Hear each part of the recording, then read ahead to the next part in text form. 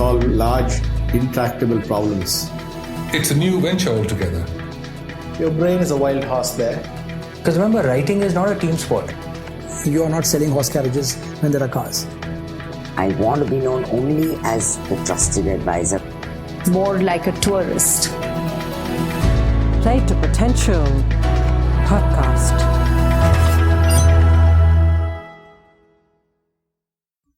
I think I have come to learn a lesson in life that people will look at you the way you look at yourself.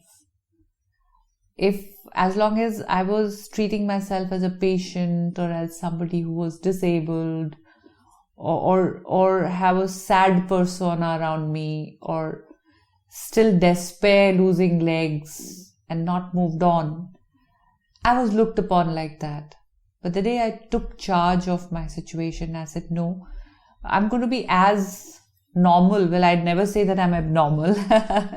But yes, I would, and actually there is nothing that I don't do which people with all functions intact in their body do. I drive, I swim, I play, I watch movies, I listen to music, I cook, I'm a mother, I'm a wife, I'm a homemaker. And I write some poetry and I have hobbies. I travel. So there's really nothing really different. And that's what I crusade for. I call myself a person on a mission called Ability Beyond Disability, who actually advocates that the differences are, I think, just a matter of thought and not matter of action.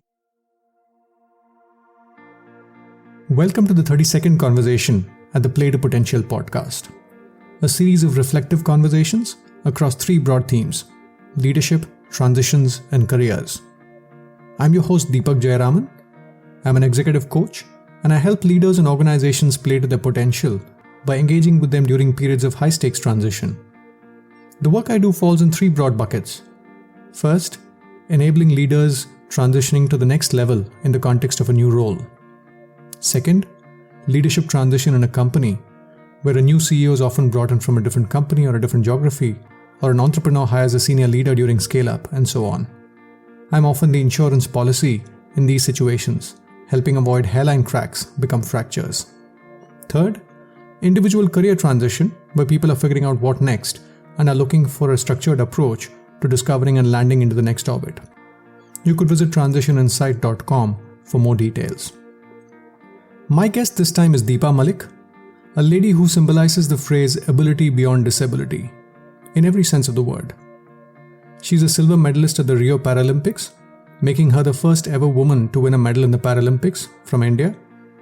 She's won 58 national and 18 international medals in her sporting career that started at the age of 36, a time when most sportsmen would be retiring from the sport. She's paraplegic and has braved 183 stitches between her shoulder blades and 3 spinal tumor surgeries in the past 14 years. She was conferred the Arjuna Award in 2012 and Padma Shree in 2017. In this conversation, we talk about her journey, the choices she's made, and the mindset with which she's gone about accomplishing all that she has. At the outset, I should mention that if you want to listen to the conversation offline, say during an airplane ride or during a gym session, you could access it at iTunes, Google's podcast player, Stitcher, Savan, or any of the other podcast apps that are out there. Without further ado, over to my conversation with Deepa. Deepa, thank you so much for your time. Inspiring to meet you in person and talking to you. I feel absolutely humbled. Thank you for this opportunity. Maybe a good place to start, Deepa, is talk a little bit about how you spend your time today. I'm curious about how people organize their time. And how that changes as they go through life. So talk to us a little bit about what you do and also why you do what you do.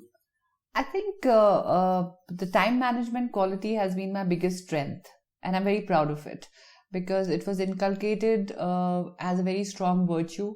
It was definitely a very strong part of our upbringing from our Fauji father. But I think even if you keep the Fauji bit aside or the army bit aside, even as a person, I saw my own father being very disciplined and very punctual and very a time management oriented kind of a person, and he taught us the art, and that way me and my brother, we both are doing very well in our respective areas. I think that quality inculcated, I feel very, very grateful for that. And this was one virtue which helped me overcome my disability challenges, because when you have chest below paralysis and you have to time your food intake, your water intake, because your bladder and your bowel sensations are challenged and you don't feel them, and anything that I do from this body requires definitely a little more time than a regular person, or if I say an able-bodied person. Everything has to be timed.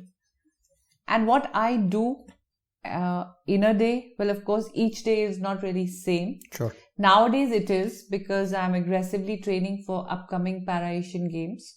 We are just 2.5 months to go. So definitely the life is very disciplined as far as the training hours are concerned. But a lot of my time goes in, I'm a homemaker, so managing the home, the cleanliness in the house, what is to be cooked. And my diet has to be very closely maneuvered, especially during the training time.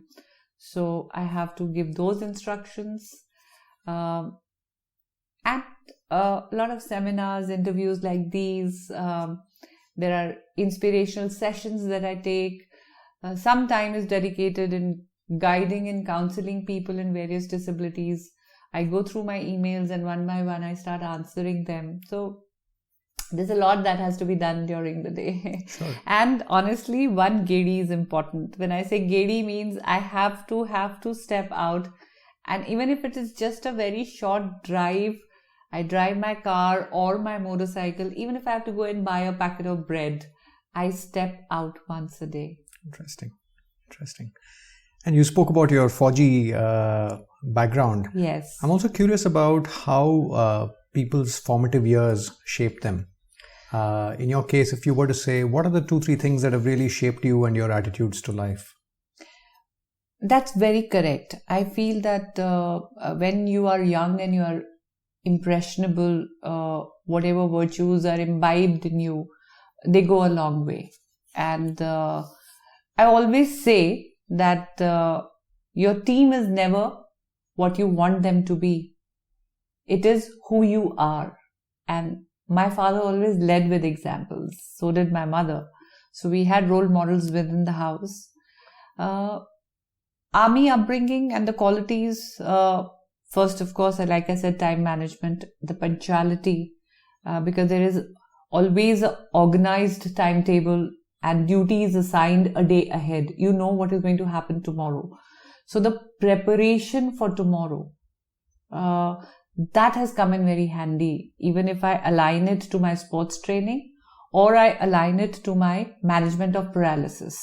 So if I have worked and planned my day one day ahead, I am stress-free because I'm prepared for the next day. So this is one quality, and the major one is contingency planning. If plan A fails, how to quickly switch to plan B. So when you are not dependent on just one plan, you definitely don't give up on life. You immediately open the next door and you walk through that and you start working on your plan B. And there is always a very self-motivated, very self-confident, fearless attitude that Army gives you, because you're always prepared for the unseen. Whether it's a war-like situation or you are dealing with ammunition, you are training for a war-like training. It's a very accident-prone job. And if you really look at it, your life is always at stake. So you're prepared for the accidents. And I think that is something which helped me prepare myself for this huge accident of losing my lower power in the limbs and moving on with the life. And maybe just picking up from there, Deepa, you talk about Kargil, 1999, when I think a tumor had relapsed. Absolutely. And you had to deal with this diagnosis amidst stories of casualties and fatalities from the war. Yes. Talk to us about how you navigated this passage of play. You'll be surprised. I even got operated in the hospital, which was a major place where all the war casualties were flown in. That was Referral and Research R&R Hospital, New Delhi. I was referred from Jaipur to New Delhi. And while I was undergoing my checkups and the decisions of the surgeries, every hour a chopper would land. And the moment we would hear the chopper, the blades, the noise, everything would stand still for that moment.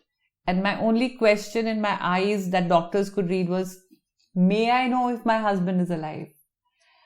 So, it was a very difficult time when I look back. But again, there is a paradox out there. The thing which scared me the most gave me the most energy to face my own loss, because there were soldiers, average aged 25 years. Somebody had lost a leg, somebody's eyes had blown off, somebody had got paralyzed because of bullet injury in the head, or somebody was perhaps going to die in some time. And I say that, and each one would smile because what they had done was towards their nation. It was the line of duty. It was a level of patriotism. The higher the injury, the higher the love for the country.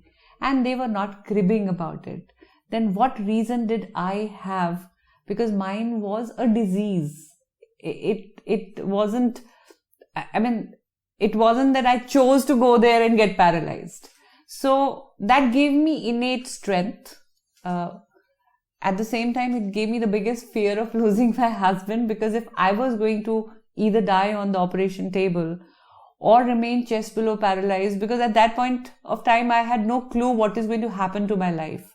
And the way everybody was reacting to that news given by the doctors, the general stereotypical impression given by society to me was that my life is going to end there.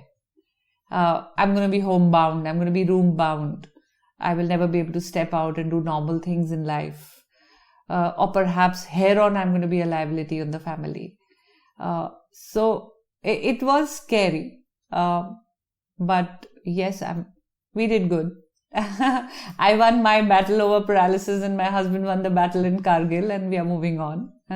Wow. And again, at that time, I read one of the articles which said that you had a choice between living on a wheelchair or continuing to walk till the end and face possible death. There was a choice to be made. I chose life. And how did you think about the decision? I I think motherhood was my biggest strength.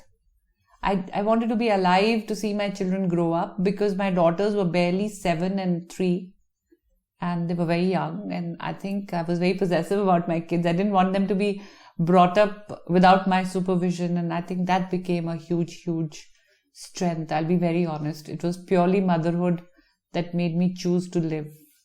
But eventually, disability gave a focus to my life, and it also gave a direction that I could, if I use my education in the right spirit and all the values which have been given to me by my parents and a supportive in-laws, so I could probably put all this together and make a difference. And I'm glad I was able to do that to an extent, though there are miles to go before I sleep and miles to go before I sleep. And again, one of the other pieces I'm curious about is how people recalibrate when they go through life-changing events. Let's say for a minute, if we look at a Deepa before all this happened and a Deepa that came out of the operating theatre with a successful operation and the husband's back from Kargil, how did you take stock of life and how did you recalibrate what you wanted to get out of life? Actually, initially it was just, firstly, of course, learning the new body and the new life tricks, how to transfer, how to sit, what to eat, how to change a diaper, how to do catheterization. If you end up with constipation, how to take enema at home, the nursing, the physio, and the continued maintenance of the body within adopting it as a lifestyle, to be honest, and not just being treated like a patient throughout. So we all had to take charge. Children had to learn, husband had to learn. We had to deal with our marital, the confusions, because this was a new body And of course, we were a different couple earlier and we had to be a different couple later. The children had a different looking mother. So they had to relate to her. My immediate family had to be very cautious in drafting lines and saying things because they were extra cautious that something they would said should not have a double meaning, or it should not come across as something said in a negative manner. So there was a lot of homework that we all had to do. When you say calibrate, of course, we chose to be happy. I think the key point and the code word was happiness. And that's why even the foundation that we have chosen to run, me and my elder daughter, we call it Wheeling Happiness. So we decided that there will be no melodrama. So the calibration rule was happiness and zero melodrama. So we stopped seeing those stereotypical Hindi movies where disability is always shown as sadness, and we started looking for the fun element to be brought into it. And I think the fun element could only come in because we had certain hobbies.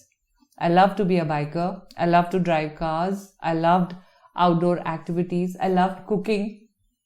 So all these passions and hobbies came together to calibrate and reset the life. Very interesting. And now that you can probably look at that passage of play a little more dispassionately, for people going through, let's say, near-death experiences, if you will, yes. What are the 2-3 pieces of wisdom you want to share with for them to for them to have the courage to sail through those situations? What have you learned? I think I have learned that life is the only festival that can be celebrated every day. We don't have to wait for dates, time, engagements, create time to do that. I think every day should be celebrated. And the other experience that I felt, or I personally decided, or you may call it a resolution that I made to myself. See, when I was walking to the operation theatre, because I chose to do that, I did not want to be wheeled or put on a stretcher and taken. And when I took the last set of stairs I ever took in R&R hospital, I was actually looking at my feet and realizing that I have legs. How many times do we stand up in front of the mirror and say, oh, I have hands, oh, I have eyes, oh my God, I do have feet on which I can walk. We never really take time to count our blessings.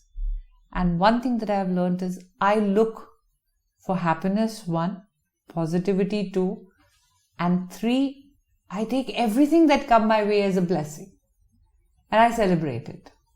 I have stopped postponement of things. I don't postpone anything anymore. If I want something, or I want to do something, or if there is something on my wish list, I try to act on it as soon as possible. Or maybe I can put it in a way that I don't wait for things to happen. I initiate the change. I take initiatives now. I don't wait. Got it. And given your situation, Deepa, how do you strike the balance between seen as a regular person leading a regular life and an individual who's different from the rest? And the reason I ask is diversity and inclusion sometimes are two sides of the same coin. So how do you, how do you think about those two in terms of being just like anyone else versus being someone who's distinct from the rest? How do you process that? I think I have come to learn a lesson in life that people will look at you the way you look at yourself. As long as I was treating myself as a patient or as somebody who was disabled or have a sad persona around me, or still despair losing legs and not moved on, I was looked upon like that. But the day I took charge of my situation, I said, no, I'm going to be as normal. Well, I'd never say that I'm abnormal, but yes, I would, and actually there is nothing that I don't do which people with all functions intact in their body do. I drive, I swim, I play, I watch movies, I listen to music, I cook, I'm a mother, I'm a wife, I'm a homemaker, and I write some poetry, and I have hobbies, I travel. So there's really nothing really different. And that's what I crusade for. I call myself a person on a mission called Ability Beyond Disability, who actually advocates that the differences are, I think, just a matter of thought and not matter of action. If you really take charge and do it as casually, people also take it that way. Initially, when I had recently got paralyzed and people saw the change from a walking Deepa to a disabled, severely disabled Deepa with so many medical challenges and body challenges. And at the same time, I think generally the Indian society is used to and understands that we are culturally not a very sensitized society. We do not have the kind of infrastructure and inclusion that is there outside India or so we as a society in general do not accept disability so easily, or we are not knowledgeable enough to understand that yes, we have a way to cope up and live normally, inclusively with the challenges in the body also. Even if you see it mythologically or anything, they say it's bure karmo ka phal hai. There's always a negative connotation attached to it. It is never taken as part of life. So you deserved it kind of an approach, right? Bure karmo ka phal is almost like saying, yeah, you deserve it. So there's a lot of guilt which has been imposed on you, that there is something wrong that you have done to deserve this.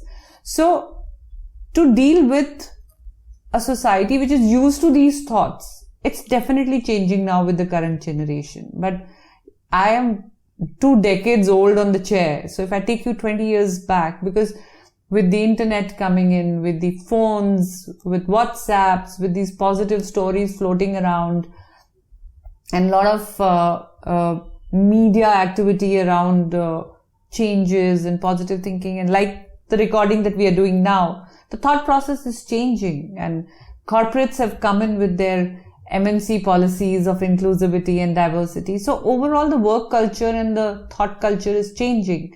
But when I had got paralyzed, I faced all this, and I think the onus laid upon me to make the other person comfortable rather than the other person trying to make me comfortable. So once they saw that I was all right with the chair and I was happy within my space, then they would let their guards down and speak to me normally or include me.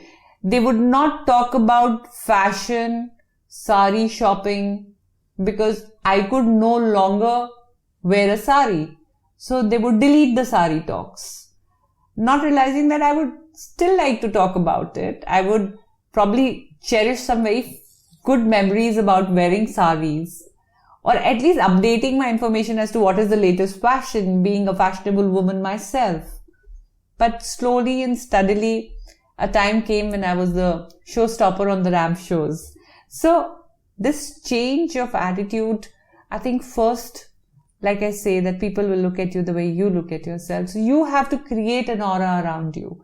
You have to help people around. So it comes to the communication skills. The way you learn soft skills in any business environment, I think this is also a learning like that. And a person who suffers with any kind of physical challenge can help the other person who does not understand. It's not their fault because it is not as common. Sure. This is a unique situation which is not universally omnipresent. So obviously you don't expect everybody to understand it the way you do. You can only help them understand.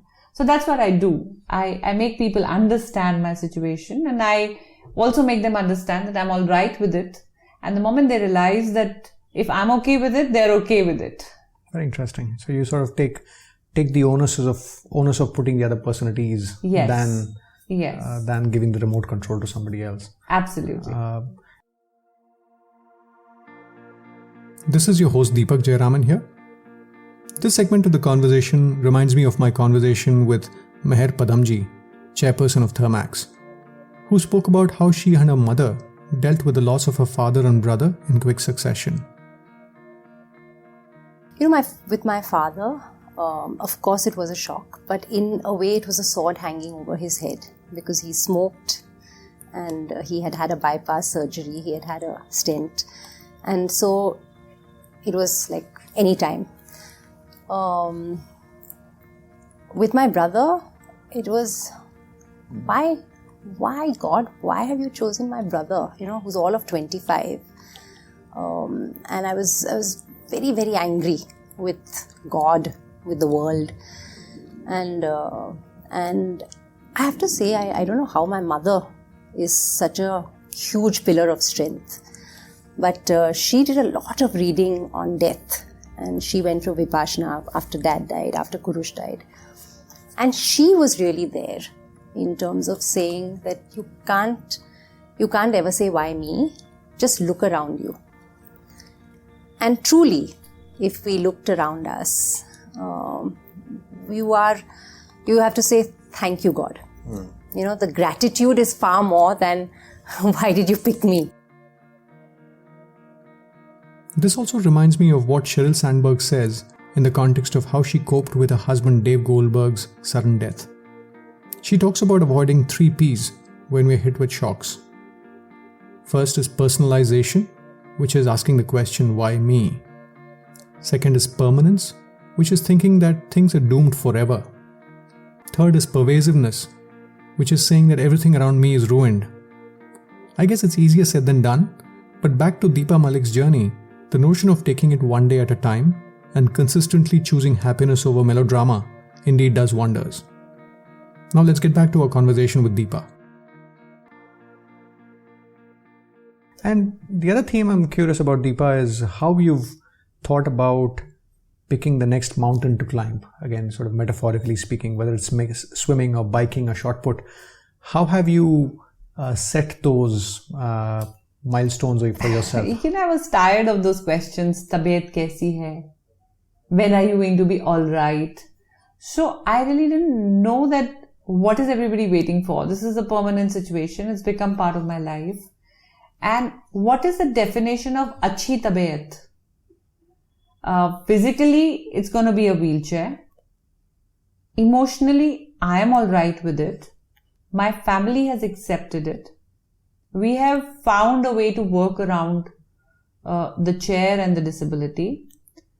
But like I said, commonly people don't know or people are not used to it. So how do I declare this whole happy state of mind? And even if not happy, let me call it an accepted state of mind, where I have come into acceptance and I have adapted to the change. And I have learnt the skill to be part of this change and move on in life. So I started tapping on all my potentials and hobbies, and I started thinking of what can I do to declare to the world that my life is all right on a chair and I'm no longer a patient. Please start treating me like a person. And in that quest, my first and foremost was financial stability, because I was tired of being called a financial liability on the family. First step was to turn a restaurateur. A lot of learning went into that. I didn't know how to take a loan from the bank. I had absolutely no clue how to run a business. But I was open to asking for help. And that's what I tell everybody. The issue nowadays I see is there's a lot of egos. I know it all attitude. Or I just have to press a couple of buttons and Google Baba is going to tell me everything. I think first-hand experience and interaction, human-to-human interface, teaches you much more than this mechanical. Of course, it's good to get educated, but it's also very important to learn it practically. I had no hotel management background. I had no MBA skills. And how did you pick running a restaurant, out of curiosity, of the various things you could do? I think that was the first thing which came naturally to a housewife who knew cooking and who loved cooking. And I also found an opportunity there because the Ahmednagar area, the pocket in which we were living, had no home delivery counter. And we had a lot of army officers as students over there. And it is also an industrial kind of a town, and there's a lot of education there. So I felt that around the army area, we were missing home delivery counters. And young officers wanted food to be door delivered so that they could, they didn't have to get ready, go to the officers' mess, wait for their turn to come as junior officers. So, and then there were a couple of retired cooks who were also looking for an opportunity to set up something. So in one corner of the farmhouse, in that little farmland, we put a shed and a small kitchen, and we employed the underprivileged kids of the maids, the boys who were not able to pursue their education.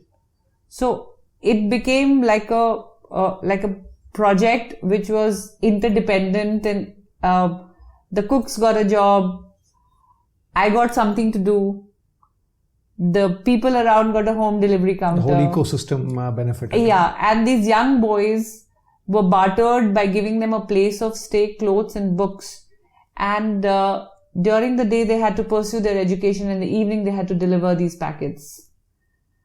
And from this small home delivery counter to a little restaurant to an absolutely flourishing catering business, 7 years, it was amazing. And a point came where I was earning more than my husband. I was not a liability, but I was giving a job opportunity to at least 20 staff members of my restaurant.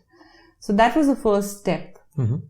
And once I found that stability financially, and I did not live on the guilt of eating into the family money to do what I wanted to do, I started traveling. I started looking for opportunities, done a biker, raised sponsorships, learned internet, started writing emails, and finally I did get that.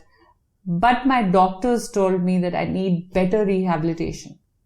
I needed to strengthen my upper body to be able to balance this whole body and have the strength to create a record, because I thought people will only listen to me and my voice will only be heard if I do something different.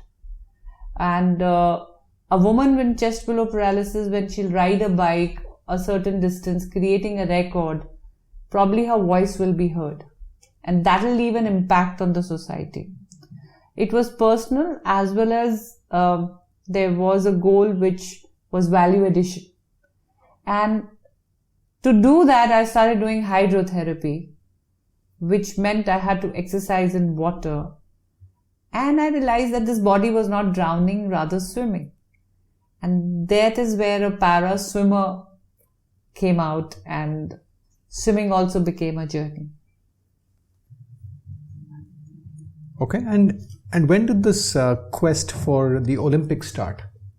Oh, I think that was the habit of doing a job properly with full dedication and reaching the 100% mark.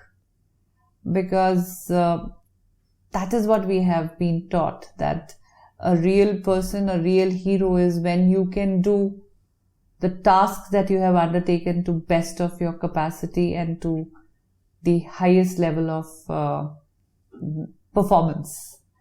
So I guess when I turned a biker, I created a world record. When I became a rallist and a car driver, I created a world record. When I became a swimmer, I created a world record. So if I had become a sportswoman and an athlete, a thrower, I could not let my journey end without reaching the topmost sports arena and winning there. It's just a pursuit of excellence and excelling over excellence. I think that is what was the main reason, maybe. And how do you pick, I'm also curious about the sport people pick to excel. So of the various things, whether it's swimming or let's say shot put, how did you zero in on shot put as the sport that you will compete in at the Olympics? You'll be surprised, beggars can't be choosers. If I had to be at London Paralympics in 2012, for which I was training, I had to be a javelin thrower because that was the only event in my disability category in that particular year. Unfortunately, I could not make it to London Paralympics. But since I was practicing it, I created an Asian record, which I still hold in javelin throw. I became Asia ranking 1 and I picked up an Asian medal in 2014 in javelin, becoming world number 2 in my category. And I was very, very sure that's going to be javelin hereafter. But to my horror and my surprise, in 2015, when the event list for Rio Paralympics came out, the only event I had in my category was shot put. And again, you'll be surprised to know that the only event in my category in 2020 in Japan, Tokyo, is going to be discus. So we don't choose. The only thing we choose is, do we want to be at that level playing in this particular competition? If you want to do that, you have to learn the skill. And that has been the key. I have always been willing to learn. I always say that even today when I go to the grounds, I go there to learn, to train. In spite of having 68 national golds and 21 international medals, including the ones from Asian Games, Paralympics, World Championships, Commonwealth, I still say that I'm going to learn. And if I may ask, just out of curiosity, which of these medals are you the most proud of? Is there one medal that stands out in your mind as something that you're most proud of in terms of accomplishment? See, definitely people would think that it is the Rio Paralympics medal, which of course I'm very, very proud of because that has created history for the entire nation. We were starving for a medal from a female in para-athletics or para-sports because my medal won at Paralympics is the first ever across any sport.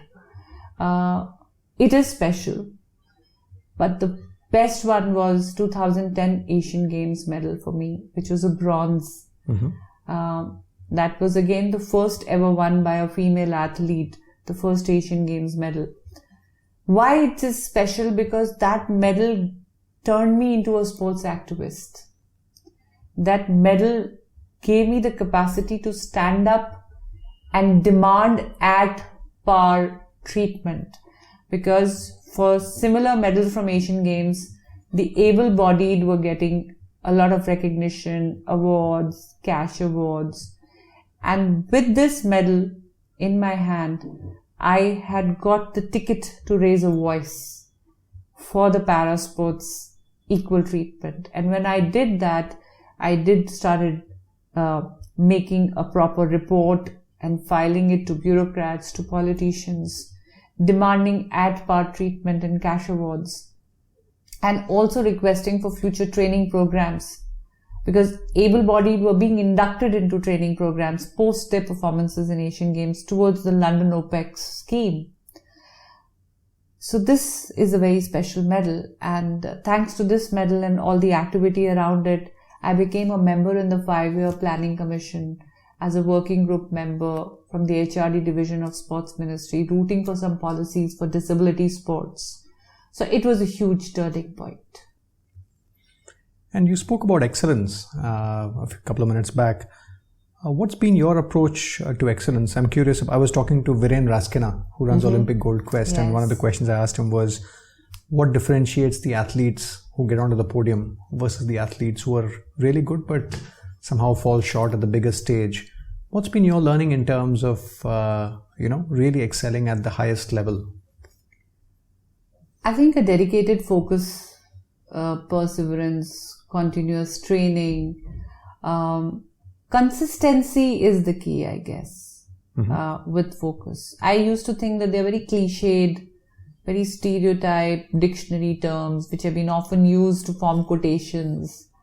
But you pick up any success story, you will see there is a very strong element of self-belief, self-discipline, focus, dedicated, consistent hard work. Because there is definitely no shortcut to success. If you want to be the winner, you have to go through these words. when they are totally imbibed in your system. And is there anything to be said about giving your best on that day? What's your ritual before you, let's say if we look at the Rio silver? Yes. Talk to us about how your mind worked before you threw the silver medal winning throw. You'll be very surprised. The person who was throwing the throw there was not an athlete. It was a person who was struggling to clear her name because she was accused of being dishonest, cheating into the selection trials. I was dragged to the High Court by a fellow competitor because there was one slot for a woman to represent India, and I made it to that slot in the internal trial process.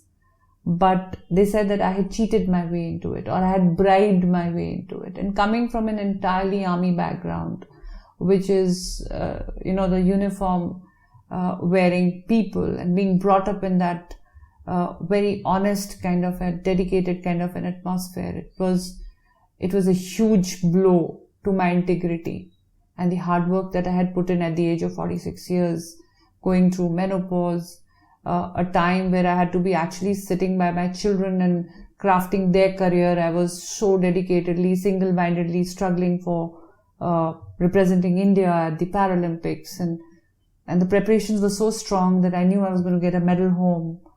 But these allegations became a different kind of a fire in me, and when I was challenged that I'll never be able to throw the distance with which I got qualified into the main selection. So my whole focus was that if I have to repeat that performance, and had I repeated that performance, in any case I was in the medal position. So it had become a two-way journey as an athlete and as an individual who wanted to prove a point of integrity. The other thing was definitely, I say that your preparations tell you where you stand, and they leave you with a level of confidence. So if you have trained well and you have been able to retain a calmness in your mind, I had to learn to erase the outside noises. I would probably get distracted because there's a bugle blowing, people clapping, there is a gunshot, because simultaneously a lot of events go on in the same arena. You have the start burst for races, you have people cheering. So this is something that I had to learn to block, and I give a lot of credit to my mental trainers who worked on me. Mm-hmm. And talking about coaches, if I may use the term broadly, yes. The other piece I'm curious about is, what differentiates the great coaches from the good ones? What about them enables them to get the most out of an individual, whether it's an athlete or whether it's a CEO or whether it's let's say a voice artist. So what's been your experience of working with great coaches? So personally, in my case, you'll be surprised that I hardly had a coach, a proper coach, or I failed to probably get a person who could understand my body. It's so severely disabled that the stereotypical style of teaching a person normally does not work with me, because I have spasticity and the body does not react continuously in the same way. The messages from the brain does not get passed. The neurons are damaged. So this time I chose to work with a biomechanics gym trainer, and worked more on the diet, the psychology, and the muscle strengthening, and a repetitive practice of the brain to be able to carry the message to my particular part of the muscle that needs to be used. So I think that worked in my favor, and a lot of mental training I worked on, because psychologically I was under a lot of pressure that the equipment is heavier, the age is against me, and I'll never be able to do it because there is a certain age of doing it. So I had to work on myself, but still not taking away the fact that everybody needs a coach, and what differentiates a coach, I would feel, and if we talk in terms of a team leader or a CEO, I think the people who can keep the team motivated. There has to be a Jeff and Mutt theory there. Mm-hmm.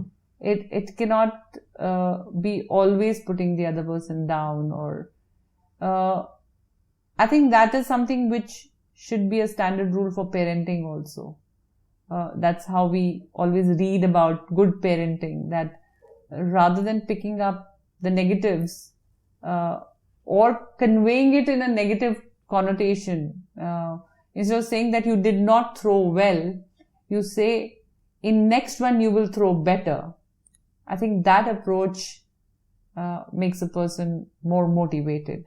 A good coach or a good CEO is someone who can motivate his team or the student in a way that the person is happy coming back to the training ground the next day. It should be a happy space where the person feels very, very motivated to work. And that's the reason I had to change coaches and finally not have one during my journey for the Rio Paralympics, because I was not getting that self-motivation going to them. So I erased all that and I chose a person who could actually make me believe that I can do it. Got it. You spoke about mental training. Again, what have you discovered about sort of the power of the mind in these situations? Again, if you could sort of demystify mental training for us. So what do these mental trainers do? I think in my case, I needed, I was not believing in myself, which is again, there's a lot of metaphysical conceit there. A person who's a motivational speaker was not. So somewhere in my mental training, I was told that you can do it. You have the capacity to do it. And I realized that it's always mind over body.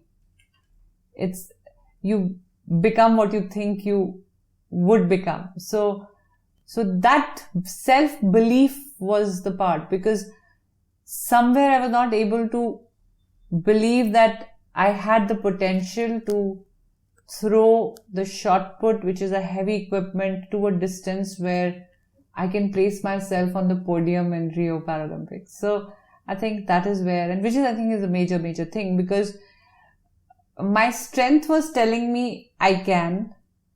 My muscle training and the kind of weight I was lifting in the gym, or the endurance I had in throwing during a throw practice, that was clearly saying that I'm going to do it. But my mind was not telling me that I'll be able to do it. So it was very important for me to know that I will be able to do it. And how do mental trainers instill that belief? What do they do to give you that belief? I think it's just, on a lighter side, my mental trainer, she told me, she says, Deepa, there's a typical woman and a housewife, middle class housewife mentality working in you. Just because you have paid me, you want to utilize that knowledge. Paisa vasool being said, yeah. Yeah, so it's a paisa vasool theory. Just because you had paid me a lot, you are following it, like how you buy a piece of clothing or a shoe and then you ragdo it till the end. Yep. कि जब तक बिल्कुल नहीं फट जाएगा मैं इसको use करूंगी. So it is a simple theory that I knew it all. I'm a 46-year-old educated woman from an educated background. I absolutely knew whatever she has to tell me, but just because I paid her to do that, I stuck by it to utilize it. So what is there? That the knowledge is there, but we're not willing to utilize it. And that was the only difference, I think. Got it. And I think bringing it back to the corporate setting, there's enough research that says that for us to navigate through to the future, one of the, let's say, the meta skills required is resilience. Yes. And in a way, you've sort of been through enough and more mountains physically and metaphorically. What have you learnt about, again, if you had to again decode resilience for us and say, when you're faced with a situation, these are the 3-4 traits or 3-4 muscles you need to build for you to be resilient during tough times? I think the biggest help that can come from in maintaining resilience or facing a particular situation is to automatically shift into the solution finding gear rather than harping on the problem. So that's what I do. Whenever I'm faced with a challenge, I immediately start looking for a solution, how to go about it. And solution finding will again come back to learning. Learning about the situation. Or I think in other words, a challenge is a change. Because you want a thing to happen in a certain way and it doesn't. So, which automatically says that there is a change. How good are you in adapting to a change? How flexible you are to quickly mold yourself into the situation? I think that automatically sets the bar of your resilience. If you're rigid, you're not adapting to a change, you're not willing to learn about the change, you don't want to find a solution to tackle with the situation, then where will the resilience come from? It's that. So I think I am very quick to find solutions or alternatives. So it, I think, goes back to the fact that do you have a contingency planning, which I think also reflects the same thing as finding a solution. Got it. And you've had a team of people helping you out with your various pursuits, whether it's biking or swimming or shot put. Yes. What have you learned about building and managing a team to achieve your objectives? I think a good team is the one which has a common goal. It should not be that they are in it because it is Deepa's dream. They have to dream the same dream to be the right kind. And if you have a team which is dreaming it with you, then you're in the right set of people. It just doesn't have to be your journey. They have to be an equal part of that journey. Take equal responsibility of that journey. And then probably you have the right team on your side. And I was being very fortunate when I wanted to be a biker, the people who were supporting me or who were working with me or who were guiding me really wanted me to be on that bike. They really wanted me to do that. So similarly, when I started my journey and my struggle to be a rallist, those who joined hands ensured that I took the flag off. So then it becomes the right team. So firstly, you have to identify like-minded people. Second, try and look for positive attitude people. Because people who are positive in their outlook will be a happy persona, will be a persona who has the art of gratitude. And the moment you have an art of gratitude, you are somebody who knows how to count your blessings. So I think if you can identify these little qualities in somebody, or inculcate these qualities in somebody by good communication, a clear communication, and making them see things the way you see things, then you are in the right kind of a team. And how do you think about your goals and aspirations about the future? How do you take stock of, how have you taken stock of life at different points in time, and how do you think about the future from here on? I have always had a plan. I have always set myself another benchmark. So while I'm working hard for this, I don't leave myself an empty space.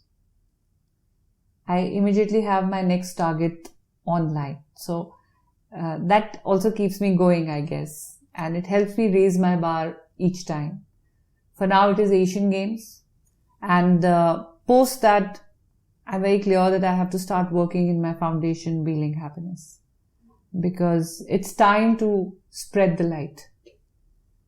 Pass on the baton and have more Deepas coming up. And that's what we need. There is immense talent out there that needs to be nurtured, that needs to be brought out into the light, and some guidance. And if I can become the medium of a change in somebody's life, like how people have become mediums.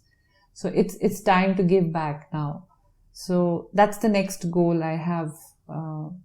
Right now, Like I have Asian Games to look forward to. And this is discus, is it? Or which sport is this? Discus also I have qualified. Javelin is also there. So this time I'm going to be doing 2 events in a major competition. And you spoke about wheeling happiness. So for the purpose of the listeners, give us an insight into what that's about and what you're trying to do with the foundation. It was my daughter's brainchild. It was her initiative. And my elder daughter met with an accident. She was just barely a year and a half. And due to the head injury, she got hemiplegia, which is the left of her body got entirely paralyzed. And after that, I got my tumors back. So I got paralyzed. So actually we are 2 of us who have motivated each other and done a physiotherapy together and overcome our challenges. And both of us are probably the only mother-daughter duo in the world who played together in parasports.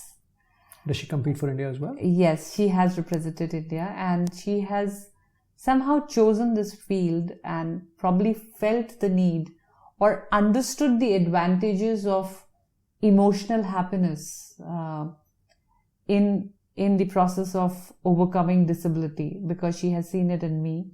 She has had first-hand experience in her own life, and right now she's pursuing probably the only one in India to go to the world #1 sports college university, which is Loughborough University, UK, and she's pursuing a PhD course in disability sports psychology.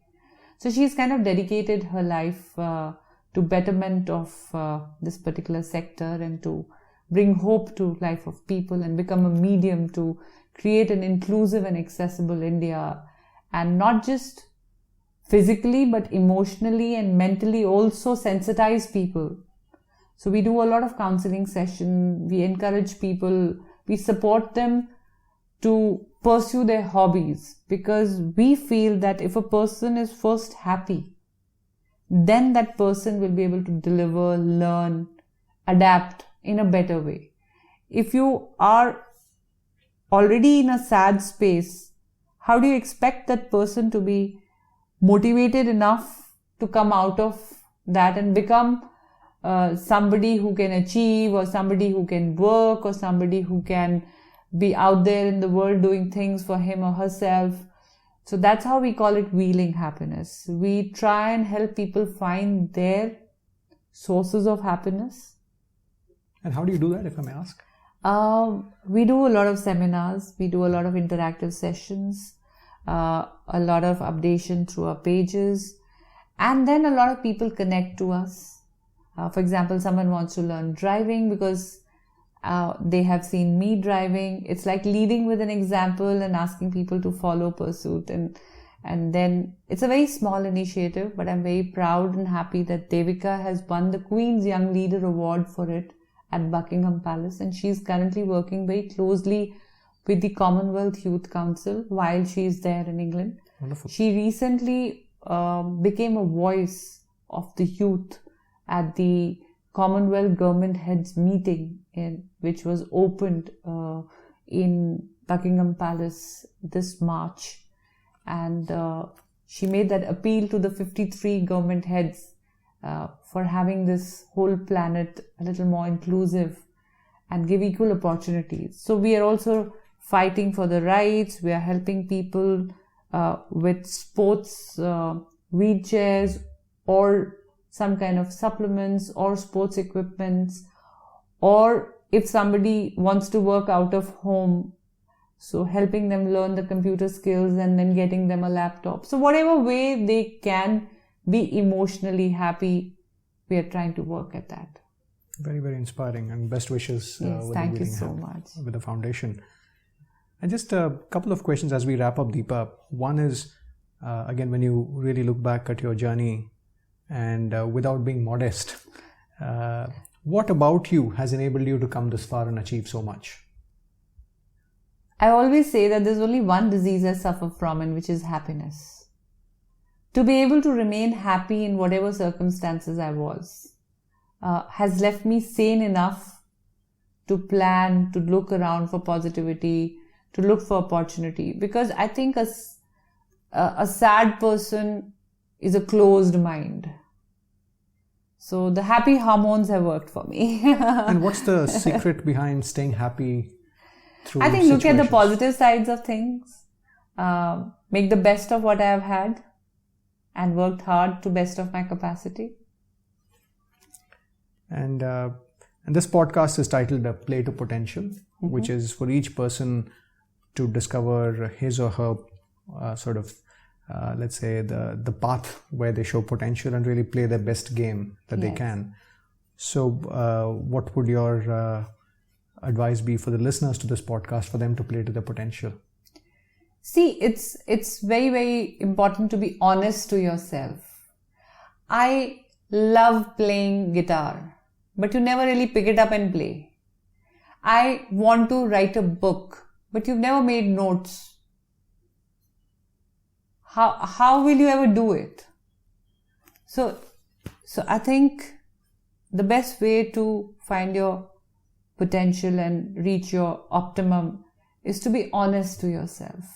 If you've set a goal for yourself, then honestly work towards it. No shortcuts, no postponements, no cheating to yourself, because excellence will only come when you have very honestly put your best foot forward. Deepa, it's been a real honor spending this last hour and a bit with you. Wish you and your daughter and your family the very best in your pursuits. And thank you so much. Thank you. And it's been really nice going through the whole journey again. I think this conversation has left me again very inspired because you must practice what you preach. And I'm again going to revise the whole thing and work even harder for my Asian Games. Lovely, and wish you the very best for that. Thank you so much.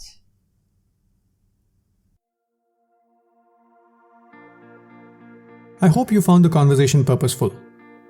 There were 3 big takeaways for me in this. First, happiness is a choice and has nothing to do with your situation. It was really interesting to hear Deepa say that the way people treated her was a function of how she treated herself. Given what she's been through, if she can choose happiness over melodrama, I'm sure all of us can. Second, is the notion of actions rewiring our identity.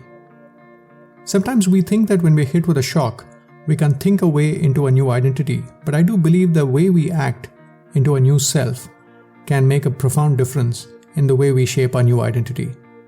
It's fascinating to see Deepa move on to set up a catering business, then move on to doing car rallies, then swimming, and eventually compete in the Olympics. It's never a slingshot, but a series of small, consistent steps that often leads to extraordinary outcomes. Third, she uses the term dedicated and consistent hard work. This reminded me of a distinction I came across recently. It was at the Farnham Street blog run by Shane Parrish. He talks about the difference between speed and velocity. He says speed is distance divided by time, and velocity is displacement divided by time. And the key difference is that you could cover a lot of distance by spinning around in circles, but not going anywhere. Displacement is about consistently making efforts in a certain direction and making them count. And when you add these baby steps over a period of time, suddenly these people start operating at a very different level. Thank you for listening. If you find the content purposeful, please share with those that could find this valuable, and do take a moment to rate and review on iTunes. To access more content, please visit playtopotential.com. To know more about the consulting work I do, please visit transitioninsight.com. I look forward to having you at one of the subsequent conversations of the Play to Potential podcast. Bye now.